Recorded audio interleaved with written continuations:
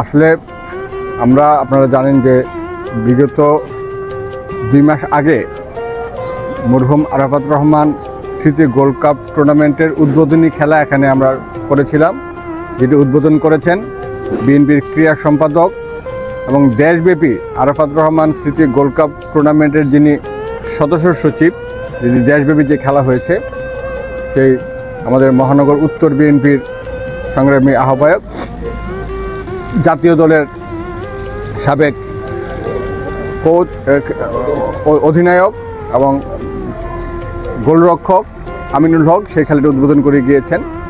সেটিরই final খেলা আগামী 17 তারিখ এই হাতিরদিয়া সাদাত আলী আদর্শ উচ্চ বিদ্যালয় মাঠে অনুষ্ঠিত হবে। আমরা আমাদের প্রিয় নেতা শহীদ রাষ্ট্রপতি জিয়া রহমান এবং বাংলাদেশের 3 বারের সাবেক প্রধানমন্ত্রী দেশনেত্রী বেগম খালেদা জিয়ার ছোট সন্তান, বিএনপির ভারপ্রাপ্ত চেয়ারম্যান জনাব তারেক রহমানের ছোট ভাই, বিশিষ্ট ক্রীড়া ব্যক্তিত্ব, ক্রীড়ানুরাগী মরহুম আরাফাত রহমানের স্মরণে এই ফুটবল টুর্নামেন্টের আয়োজন করেছি। এই ফুটবল টুর্নামেন্টটি 2টি দল আগামী 17 তারিখে প্রতিদ্বন্দ্বিতা করবে। আমরা এই মনোহরদী, বেলাবর সহ নরসিংদী এবং আশেপাশের গাজীপুর, কিশোরগঞ্জ সহ সকল শুভাকাঙ্ক্ষী, শুভানুধ্যায়ী এবং দর্শকদেরকে এই খেলা উপভোগ করার জন্য আসার আহ্বান জানাই এবং 2 দলকেই উৎসাহিত করে খেলাটিকে প্রাণবন্ত করার জন্য উদাত্ত আহ্বান জানাচ্ছি। আমরা যে কথাটি বলতে চাই যে আমরা রাজনীতির পাশাপাশি খেলাধুলা এবং শিক্ষা সহায়ক কর্মকাণ্ডকে উৎসাহিত করার অংশ হিসাবে সারা দেশেই বিএনপির ভারপ্রাপ্ত চেয়ারম্যান জনাব তারেক রহমানের নির্দেশে এই ধরনের কর্মকাণ্ড বিএনপির পক্ষ থেকে করা হচ্ছে। তারই অংশ হিসেবে এই খেলাটির মধ্য দিয়ে আমরা সকল মানুষের মধ্যে ভ্রাতৃত্ব, ঐক্য, সাম্য এবং মানবিক মর্যাদা প্রতিষ্ঠা করতে চাই।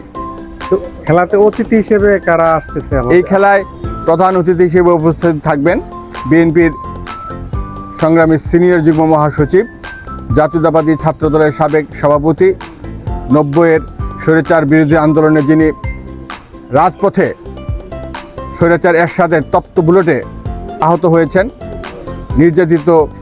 বারবার কারা নির্যাতিত জননেতা জনাব অ্যাডভোকেট রুহুল কবির রিজভী আহমেদ এখানে প্রধান অতিথি হিসেবে উপস্থিত থাকবেন।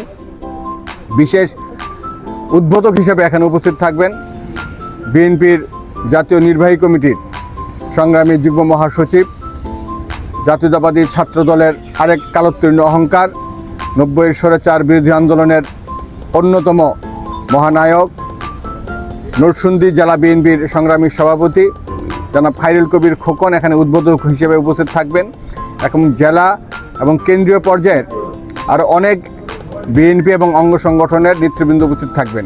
মনোহরদী, বেলাবর সহ সারা নরসিংদীর সকল পর্যায়ের বিএনপি এবং অঙ্গ সংগঠনের নেতাকর্মীদেরকে আমরা এই খেলাটিকে সুন্দরভাবে শেষ করার জন্য সকলের সহযোগিতা এবং সকলের উপস্থিতি আমরা কামনা করছি।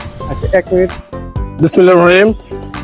আমাদের ইতিমধ্যে আমার নেতা ছাত্রদলের সোনালী ফসল, বাংলাদেশ জাতীয় ছাত্রদল কেন্দ্রীয় সংসদের বিপ্লবী সাবেক সভাপতি, বাংলাদেশ জাতীয় স্বেচ্ছাসেবক দলের বিপ্লবী সাবেক সফল সাধারণ সম্পাদক, রাজপথের সাহসী সৈনিক, যাকে আমরা আন্দোলন সংগ্রামে প্রতিদিন টিভিতে দেখতাম, যিনি বাংলাদেশ জাতীয় দলের কেন্দ্রীয় নির্বাহী কমিটির সহ স্বেচ্ছাসেবক বিষয়ক সম্পাদক, জিয়া পরিবারের বিশ্বস্ত হাতিয়ার।